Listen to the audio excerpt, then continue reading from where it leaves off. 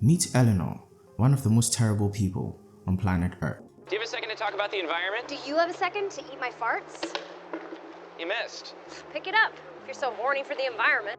Eleanor sits in a serene room, waiting for a meeting with a man named Michael.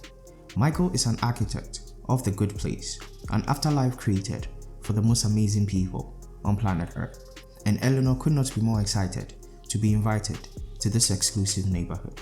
Everyone gets an amazing house and a soulmate to share eternity with. She got one shortly after arriving at her home. His name was Chidi, a well-traveled Nigerian who lived life on Earth as a professor of ethics and moral philosophy. And Eleanor was living the biggest lie. She could not take it anymore and had to tell someone the truth. The good place had a database of the amazing person she was on Earth, but it was another Eleanor, one she could only dream of, and Chidi could not be more disappointed. He somehow found the worst woman in heaven as her soulmate. Chidi promised to keep her secret, but it was a struggle. He tried to find justifications for doing so, but Eleanor made it almost impossible. She could not remember one good thing she did on Earth. She tried to console herself because she did not believe anybody can be that good until she started hearing the stories of what these people actually did on Earth. She decided to get drunk and live life, which made Chidi uncomfortable with every growing second.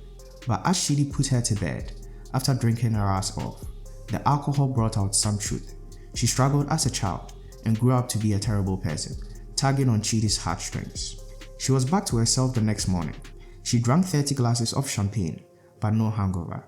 This was literally paradise. But she woke up to find out heaven was crumbling. The good place had an unexplainable earthquake. She walked out of her room and met Chidi. Chidi believed she was the reason why. This place was built for good people, and their presence was destabilizing the equilibrium. They had to solve this, and solve this now. The only solution was taking her to the bad place, but she did not like what was happening in the bad place. So Eleanor had an amazing idea. She decided to give the professor a new workload in heaven. She could be his project, teach her everything about being good. He had 30 seconds to decide, because Michael was banging their door, calling for a meeting to figure out who wasn't supposed to be in the good place. Moral of the story? What will really happen if a bad person is allowed into heaven? Have fun with it and share your crazy ideas in the comment section below.